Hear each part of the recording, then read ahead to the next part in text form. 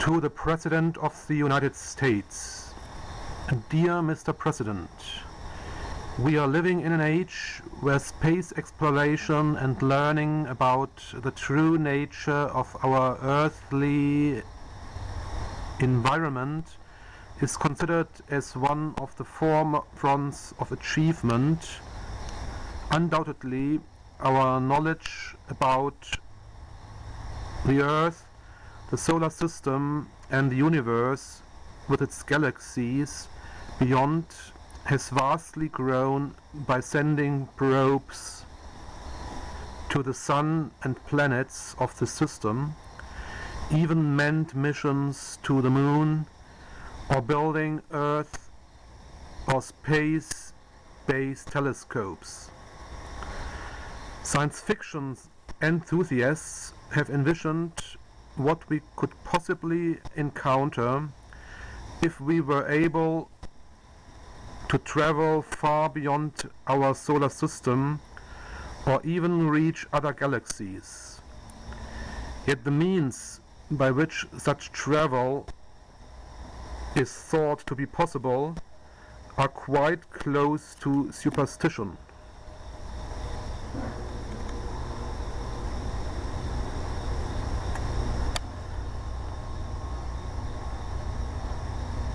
In this context, it has never been emphasized what kind of space travel actually is physically possible, at least in theory, which is in fact quite a lot. For this reason, I found it helpful simply to explain the basic principle. Yet this must be done in a way that any child could understand it, presupposing nothing but a mere understanding of the logic of the problem. Setting up the whole story in an Egyptian context certainly makes it wittier to read. Yet this is not meant to be a joke. Our Western culture is indeed based on Greco-Egyptian origins. We only need to scratch the surface and those roots become apparent. Moreover, telling stories like this appeals to what is called archetypical recognition patterns in the brains of the reader. According to his knowledge, the reader adds information to what he read automatically. Thus, with a few words, much more can be told.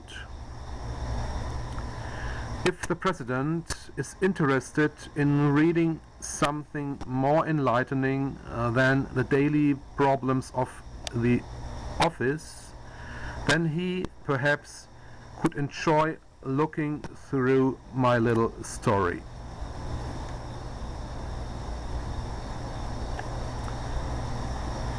I convey my best wishes for the future and a lucky hand in solving the presidential problems.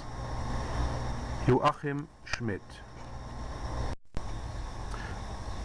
A letter from the White House.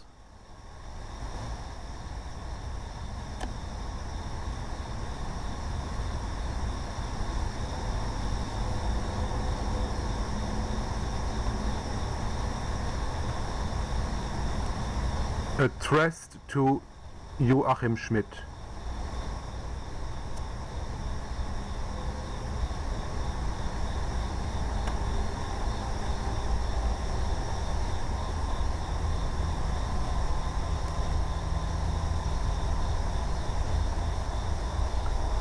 The White House, Washington, February 23rd, 2010.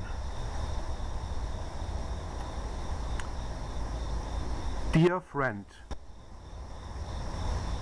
thank you for contacting me about space exploration and research. I appreciate hearing your perspective. I am committed to making my administration the most open and transparent in history, and part of delivering on that promise is hearing from people like you. I take seriously your opinions and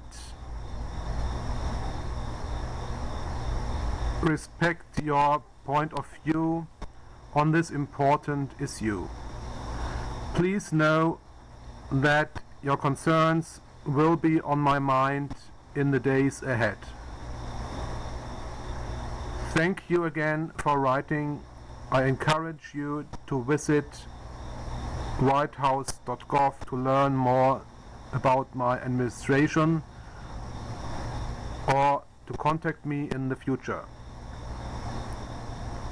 Sincerely, Barack Obama, the President of the United States.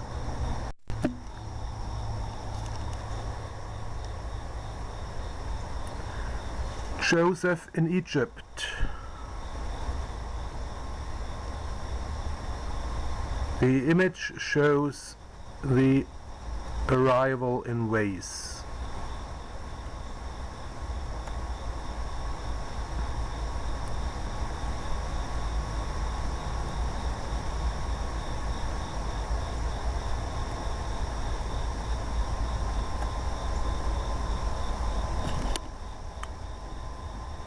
And the day came forth when I reached Egypt, the land of the Nile, Potomac River, and the city Alexandria in its delta.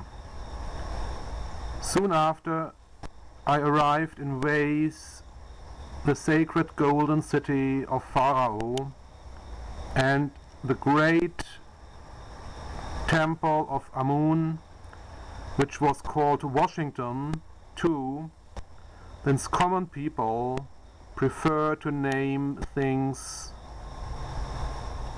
with their slang denominations.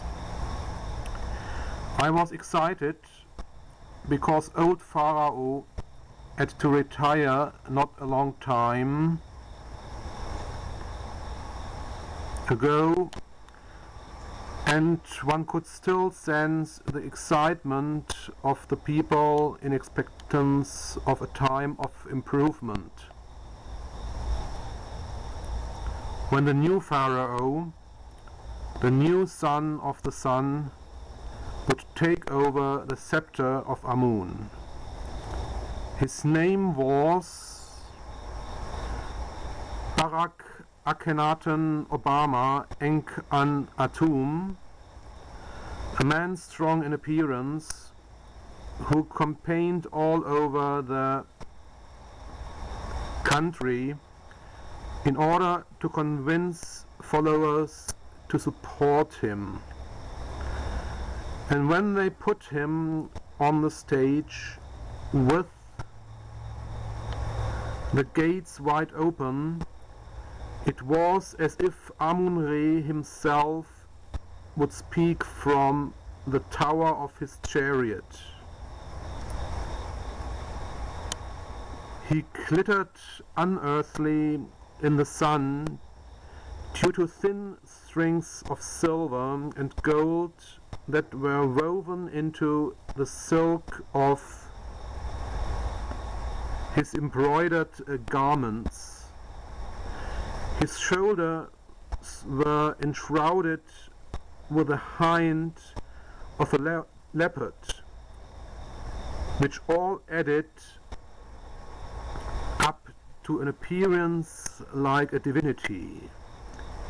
Hail you, O Pharaoh, real son of Atum, through whose symbol shines the Most High, who cannot be named, the crowd screamed. On your shoulders rests the hope of the world. Are our Savior and Provider, and we will worship you.